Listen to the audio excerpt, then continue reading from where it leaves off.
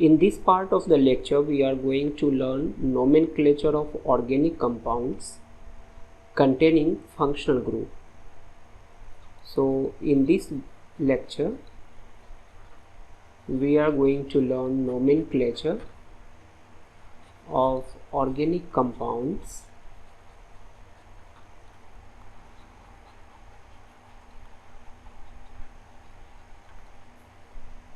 containing functional group.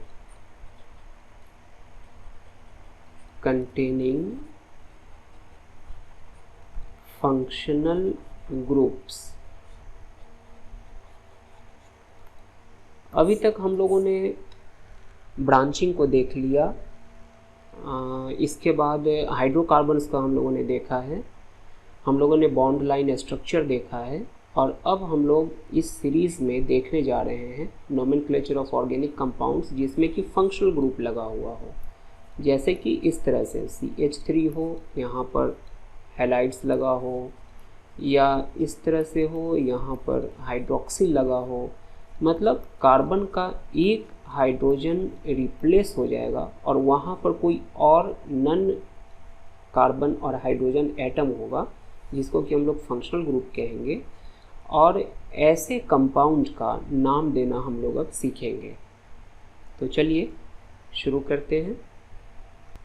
इसको देखने से पहले आपके बुक में पेज नंबर 345 NCERT की बुक है, some basic principles and techniques. इसमें एक चार्ट दिया हुआ है। इस चार्ट में आप देखिए, यहाँ पर एक सफिक्स है और एक प्रीफिक्स है। तो ये हमें याद रखना होगा। जैसे ये हम लोग सीख चुके हैं कि डबल बॉन्ड के लिए हम लोग इन इस्तेमाल करते हैं, सिंगल बॉन्ड अगर हो तो उसके लिए एन इस्तेमाल करते हैं, ट्रिपल बॉन्ड हो तो उसके लिए आइन यूज़ करते हैं। इस तरह से अगर हमारा हैलोजन्स हो तो हैलोजन्स के लिए हम लोग प्रीफिक्स यूज़ करेंगे, हैलो, इसके लिए कोई सफिक्स यूज़ नहीं किया जाएगा। तो बहुत सारा ऐसा है जिसमें कि हम लोग प्रीफिक्स यूज़ करते हैं या उसमें हम लोग सफिक्स यूज़ करते हैं, उसको हम लोग इसमें देखेंगे। इसी तरह से कुछ है, जैसे कुछ और है, ये है अल्कोहल, एल्डिहाइड्स, कीटोन्स, साइनाइड, ये सब ढेर सारा है जिसको कि हम लोग याद करेंगे। किसी में प्रीफिक्स लगेगा तो किसी में सफिक्स लगेगा। ये पहले हम लोगों को याद होना चाहिए, इसको खूब बढ़िया से याद कर लेना है।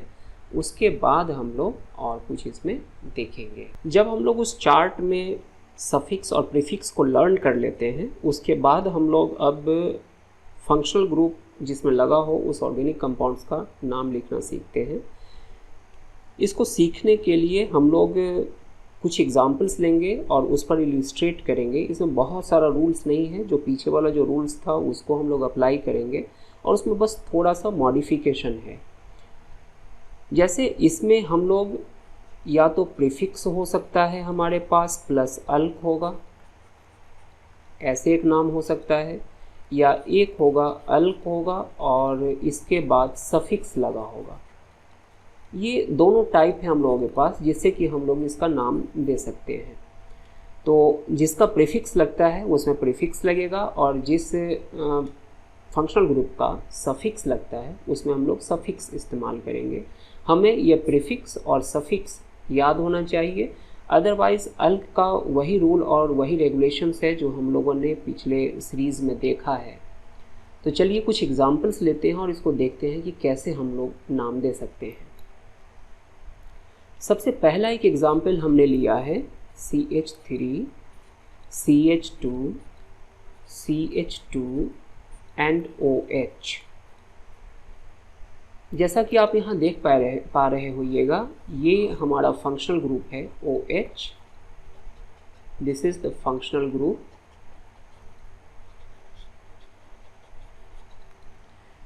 इसे हम लोग हाइड्रोक्सिल ग्रुप कहते हैं और इसके साथ हमारे पास नंबर ऑफ कार्बन्स है 3। तो हम जब उस चार्ट में देखेंगे तो आप पाइएगा कि ये जो अल्कोहल होता है इसको हम लोग सफिक्स में इस्तेमाल करते हैं और इसके लिए जो सफिक्स है वो है ऑल, OL, ऑल। तो ये 3 कार्बन्स है, 3 कार्बन के लिए हम लोग इस्तेमाल करेंगे अल्क, हमारा होगा प्रोप, और ये सिंगल बॉन्ड है, इसलिए हम यहाँ लगा दिए एन। इस एन में आपने देखा होगा कि अगर सिंपल एन हो तो ई लगा होता है। यहाँ पर हम इस इन को हटाएंगे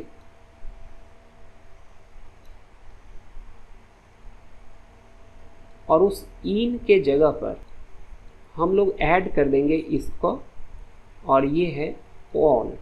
तो ये दोनों जब मिल जाएगा तो इस दोनों का नाम हो जाएगा प्रोपानॉल। ध्यान दीजिए, इसको हम पढ़ेंगे प्रोपान, प्रोपेन नहीं पढ़ेंगे, क्योंकि जब यहाँ पर ई लगेगा, जब ई यहाँ पर इंट्रोड्यूस्ड होगा तब यह है प्रोपेन। ई को जब हम यहाँ से एलिमिनेट कर दिए, जब ई यहाँ से एलिमिनेटेड हो गया तो इसको हम लोग कहेंगे प्रोपान। ये हो गया प्रोपान और ये हो गया ऑल। तो this is propanol, propanol, not propenol, this is propanol. तो इसमें हमने क्या किया कि यहाँ पर जो ई था लगा हुआ प्रोपेन ग्रुप का, ये सिंगल बॉन्ड था इसलिए प्रोपीन था। अगर डबल बॉन्ड होता तो प्रोपीन होता, सिंगल बॉन्ड था इसलिए प्रोपेन था। अगर प्रोपीन होता तो प्रोपीनॉल हो जाता, तो वो हम लोग बाद में देखेंगे। यहाँ पर ई जब हम इसे हटा दिए और उसके जगह पर इस अल्कोहल का जो सफिक्स था ऑल, वो यहाँ पर लगा दिए, तो ये हो गया प्रोपानॉल। तो ये CH3 CH2 CH2OH का नाम हो गया प्रोपानॉल। इसको अगर हम बॉन्ड लाइन स्ट्रक्चर में अगर ड्रॉ करते तो 2 3 और यहाँ पर लग गया OH, ये हो गया प्रोपानॉल। ये प्रोपानॉल का स्ट्रक्चर है। अब एक नेक्स्ट एग्जाम्पल लेकर हम लोग इसको आगे इलेबोरेट करते हैं। सेकंड एग्जाम्पल हमने लिया CH3 CH CH2, alcohol group का ही हम ले रहे हैं, पर यहाँ पर एक ब्रांचिंग हम इंट्रोड्यूस कर रहे हैं। अब जब ब्रांचिंग हम इसमें इंट्रोड्यूस कर दिए तो पहले इसका काउंटिंग कर लें। अब जब भी हम काउंटिंग करेंगे तो इस फंक्शनल ग्रुप के पास से स्टार्ट होगा, मतलब फंक्शनल ग्रुप सबसे कम नंबर वाले कार्बन पर होगा, या यूँ कहें कि जहाँ जिस कार्बन पर फंक्शनल ग्रुप होगा वहाँ से हम काउंटिंग शुरू करेंगे। तो ये हो गया 1 2 और 3। अभी ब्रांच हमारा हो गया। अब इस ब्रांच का हम नाम यहाँ पर देंगे, तो ब्रांच पहले लिखाता है तो ये 2 नंबर पर है 2, और ब्रांच है हमारा मिथाइल, 2 मिथाइल, 3 कार्बन है तो ये हो जाएगा प्रॉप ग्रुप का है, तो प्रॉप हो गया। सिंगल बॉन्ड है तो एन ग्रुप का होगा, पर हम ई नहीं लिखेंगे, AN लिखेंगे, और ई के जगह पर इस फंक्शनल ग्रुप का जो सफिक्स है वो है ऑल, वो हम यहाँ पर जोड़ देंगे। तो इसका नाम हो गया 2 मिथाइल प्रोपानॉल, 2 मिथाइल प्रोपानॉल इसका नाम हो गया। नेक्स्ट एग्जाम्पल हम लोग देखें CH3 CH3 CH3 और CH2, यहाँ पर लगा हुआ है OH, ये फंक्शनल ग्रुप है। इसका काउंटिंग हम यहाँ से करेंगे 1 2 एंड 3। तो 2 पर देख रहे हैं कि 2 ब्रांचिंग यहाँ पर लगा हुआ है, तो इसका नाम हो जाएगा 2 डाइमिथाइल।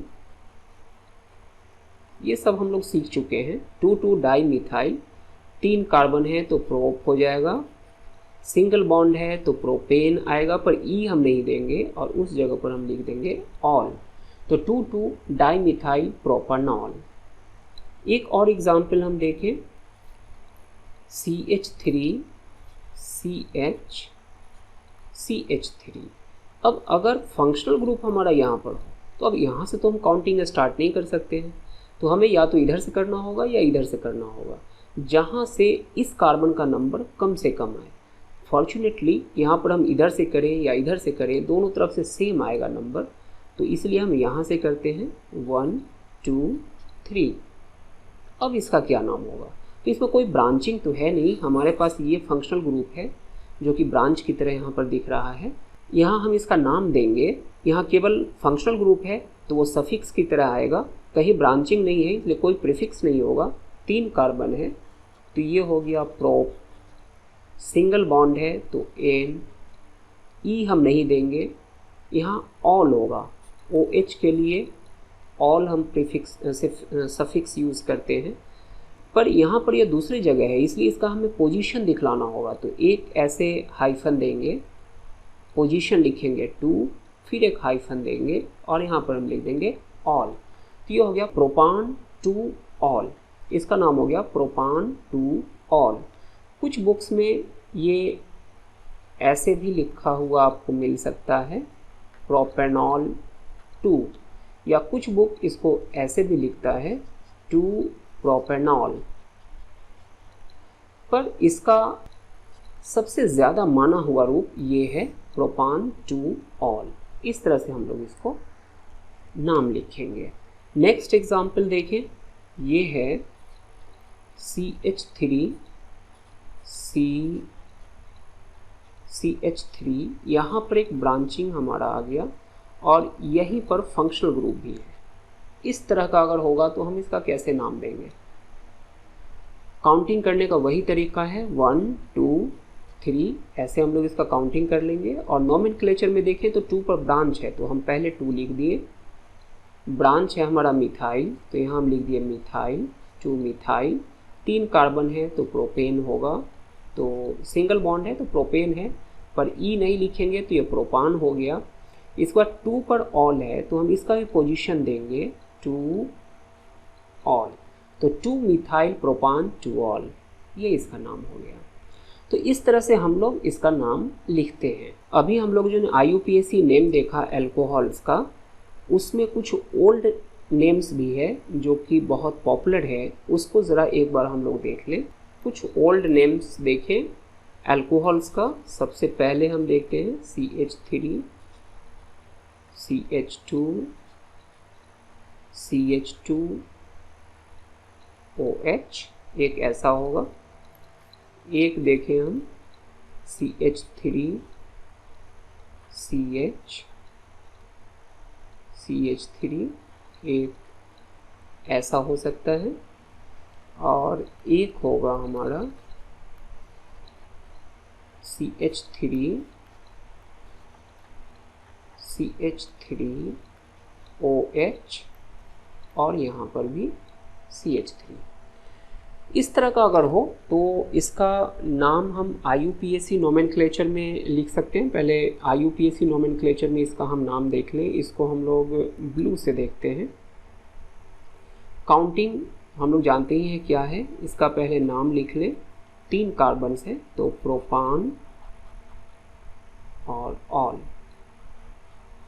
यहाँ पर हमें ये हाइफन देने की ज़रूरत नहीं है, क्योंकि हमें यहाँ पर पोजीशन नहीं दिखलाना है, तो इसलिए हम बिना हाइफन के इसका लिख देंगे और ये हो जाएगा हमारा प्रोपेनॉल,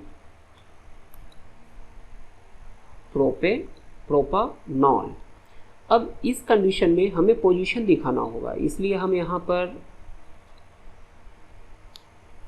हाइफन देंगे प्रोपान के बाद, प्रोपान, और पोजीशन है 2, तो यहाँ पर हम 2 दिए और फिर यहाँ पर ऑल दिए। उसी तरह से इसमें भी हमें पोजीशन दिखलाना होगा, 1 2 3, यहाँ पर एक ब्रांचिंग है तो इसका नाम हो जाएगा 2 मिथाइल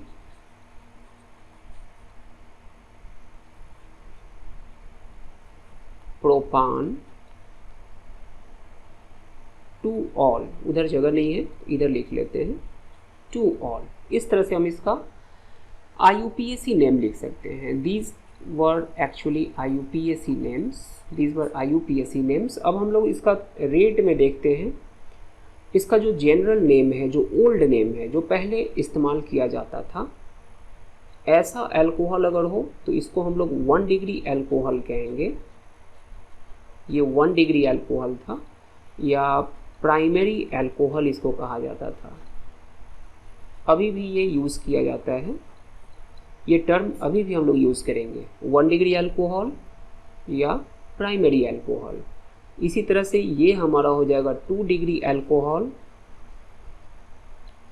या सेकेंडरी अल्कोहल। ये ओल्ड नेम है, सेकेंडरी अल्कोहल। इसी तरह से ये वाला जो थर्ड जो हमारा एग्जाम्पल है, इसको हम कहेंगे 3 डिग्री एल्कोहल या टर्शियरी एल्कोहल, टर्शियरी एल्कोहल। ये सब ओल्ड नेम है जो अभी भी बहुत पॉपुलर है। 1 डिग्री, 2 डिग्री, 3 डिग्री एल्कोहल ही नहीं, क्लोराइड में भी हम लोग यूज़ करते हैं और भी कुछ कुछ फंक्शनल ग्रुप्स में हम लोग इसको यूज़ करते हैं। पर ये जो इसका है IUPAC नेम्स है, ये हर जगह इसको माना जाता है, इसको वैल्यू दिया जाता है। पर ये सब जो ओल्ड नेम्स है इसको भी आप हर जगह देखिएगा और इसको अभी भी यूज़ किया जाता है। अब एक और एग्जाम्पल देखें जिसमें कि दो कार्बन पर एक ही फंक्शनल ग्रुप लगा हुआ होगा, जैसे CH3, CH, CH2, CH, CH3, एक अल्कोहल यहाँ पर लगा हुआ है और एक अल्कोहल यहाँ पर लगा हुआ है। तो इसमें हम देख रहे हैं कि दो हमारे पास फंक्शनल ग्रुप है जो कि सिमिलर फंक्शनल ग्रुप है पर 2 कार्बन पर लगा हुआ है।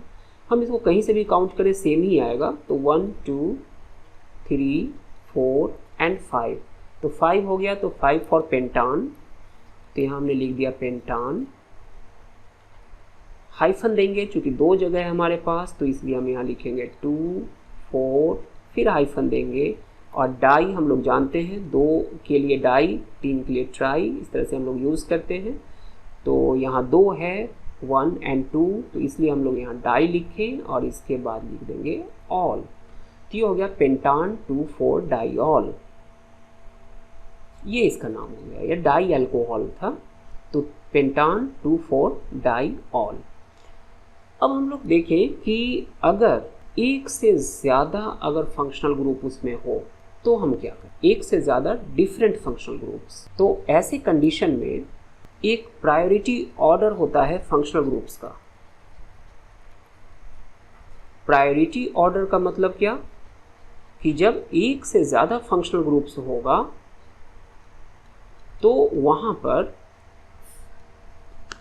किसको हम मेन फंक्शनल ग्रुप मानेंगे और किसको हम ब्रांच मानेंगे। तो किसी एक को जो प्रायोरिटी लेवल में ऊपर होगा उसको मेन फंक्शनल ग्रुप माना जाता है, और जो प्रायोरिटी सीरीज़ में नीचे होगा उसको ब्रांच की तरह ट्रीट किया जाता है। नाम देने का तरीका सेम है, उसका सफिक्स प्रीफिक्स जो होगा वो सेम है, पर उसे ब्रांच की तरह ही इस्तेमाल किया जाएगा।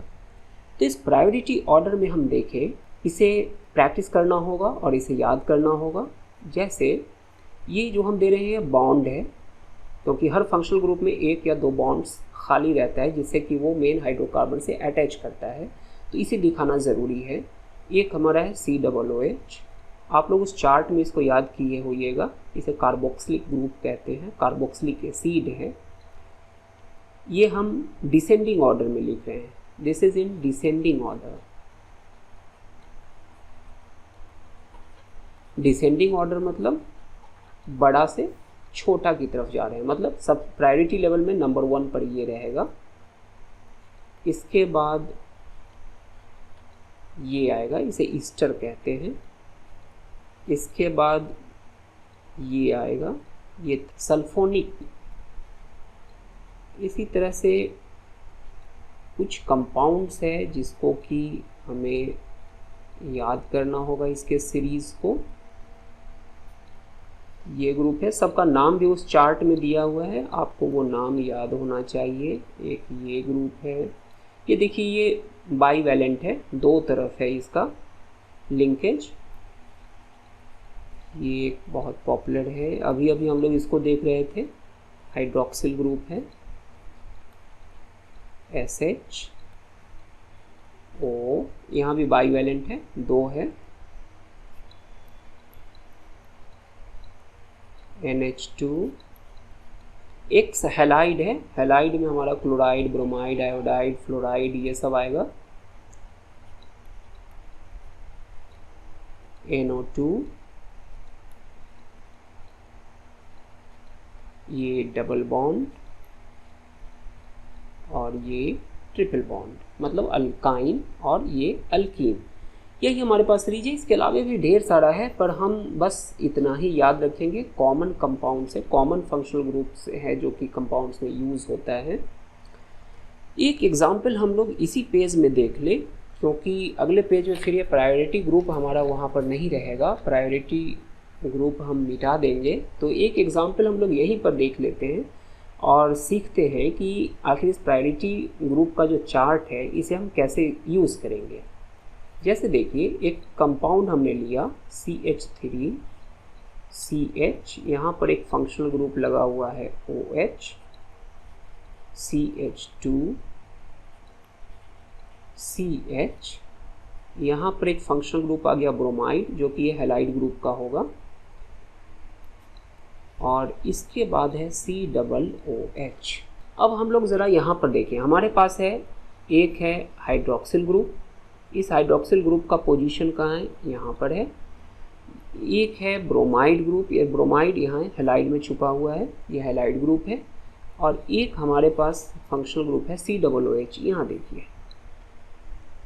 तो इसमें सबसे रैंकिंग में नंबर 1 पर है ये कार्बोक्सिलिक ग्रुप, कार्बोक्सिलिक एसिड जो है COOH। मतलब इसका जो फंक्शनल ग्रुप हो जाएगा वो कार्बोक्सिलिक ग्रुप हो जाएगा, और ये सब जो हमारा बच गया ये सब ब्रांच हो गया। तो अब इस सब को हम ब्रांच की तरह ट्रीट करेंगे और इसको हम लोग फंक्शनल ग्रुप की तरह ट्रीट करेंगे। तो जब OH को आप ब्रांच की तरह यूज़ करते हैं तो इसको हम लोग प्रीफिक्स में लगाते हैं, क्योंकि हमने देखा है कि ब्रांचिंग प्रीफिक्स में होता है, और जो फंक्शनल ग्रुप होता है उसको हम सफिक्स की तरह इस्तेमाल करते हैं अल्क के साथ। तो ये हमारा हो गया प्रीफिक्स में, फिर ये हो जाएगा हमारा प्रीफिक्स में। अब प्रीफिक्स में दो है, इसको हम लोग प्रीफिक्स में हाइड्रोक्सी कहेंगे और इसको ब्रोमो कहेंगे। अब इसमें पहले कौन? तो ये अल्फ़ाबेटिकल ऑर्डर में आएगा। पहले B होगा तो पहले ब्रोमो लिखाएगा, उसके बाद हाइड्रोक्सी होगा। इसमें हम करेंगे, पहले इसका नंबरिंग कर लेते हैं। तो नंबरिंग हमेशा यहाँ से होगा, मेन फंक्शनल ग्रुप से होगा, और इस मेन फंक्शनल ग्रुप में कार्बन भी हमारा इंक्लूडेड है, इसलिए ये कार्बन भी अल्क में काउंट होगा, इसको हम छोड़ेंगे नहीं। ये बात यहाँ ध्यान देने वाली है कि अगर फंक्शनल ग्रुप में C है तो उस कार्बन को हम लोग अल्क ग्रुप में काउंट करेंगे। मतलब यहाँ से हमारा नंबरिंग शुरू होगा 1 2 3 4 एंड 5, इस तरह से नंबरिंग हो। अब जब नंबरिंग हम लोग दे दिए, हमको पेरेंट चेन पता हो गया, हमें फंक्शनल ग्रुप पता हो गया, हमें ब्रांच पता हो गया, तो अब नाम देना आसान है। पहले ब्रोमो होगा तो यहाँ हम लिख दें 2 ब्रोमो, फिर एक हाइफन, 4 पर हाइड्रोक्सी है तो हम यहाँ लिख दें 4, फिर एक हाइफन दें और यहाँ लिख दें हाइड्रोक्सो, हाइड्रोक्सी नहीं लिखे, हाइड्रोक्सो, और इसके बाद 5 कार्बन है तो यहाँ हम लिख दिए पेंट। हमको फंक्शनल ग्रुप लगाना है इसलिए यहाँ पर लिखे पेंटान। अब ये जो फंक्शनल ग्रुप है इसका सफिक्स होता है ओइक, और बाद में लिखते हैं हम लोग एसिड, तो ओइक एसिड, तो पेंटानोइक यहाँ लग गया, ये वाला है पेंटानोइक, और दूरी बनाकर लिखेंगे एसिड, तो इसका नाम हो गया 2 ब्रोमो 4 हाइड्रोक्सो पेंटानोइक एसिड। तो ये प्रायोरिटी चार्ट या प्रायोरिटी ऑर्डर हमारे लिए तब ज़रूरी होता है जब एक से ज़्यादा फंक्शनल ग्रुप्स उस कंपाउंड में लगे हुए हों। एक और इसका एग्जाम्पल हम लोग देखते हैं, बट विदाउट प्रायोरिटी चार्ट। आप इसे रिवाइंड करके देख सकते हैं। CH3, यहाँ पर एक ब्रांचिंग हम देंगे OH, CH2, CH2, और यहाँ पर Br। अब यहाँ हमें देखना है कि इसमें कौन फंक्शनल ग्रुप है और कौन, क्योंकि हमारे पास दो है, एक ये है और एक ये है। अब इसमें फंक्शनल ग्रुप कौन होगा? हमने अभी अभी प्रायोरिटी चार्ट में देखा है कि ये प्रायोरिटी चार्ट में ब्रोमाइड से ऊपर है, मतलब मेन फंक्शनल ग्रुप हमारा हाइड्रोक्साइड हो गया। तो जब ये मेन फंक्शनल ग्रुप हो गया, ये जब हमारा फंक्शनल ग्रुप हो गया, तो ब्रोमीन हमारा हो गया ब्रांच, ये ब्रांच है। अब इसका हम लोग नाम लिख दें, पहले काउंटिंग कर लें, क्योंकि ये हमारा मेन है तो काउंटिंग यहाँ से स्टार्ट होगा। 1 2 3 4, 4 कार्बन है। अब ये ब्रांच किस पर लगा हुआ है, तो 4 पर लगा हुआ है, तो हमें यहाँ देना होगा 4 ब्रोमो, 4 कार्बन है तो ब्यूटान, ब्यूटान, और ये है ऑल। तो ये किस पोजीशन पर है, यहाँ भी हो सकता था, यहाँ भी हो सकता था, तो हमें इसका पोजीशन देना है। तो 2, यहाँ एक हाइफन दिए 2, और यहाँ पर लिख दिए ऑल।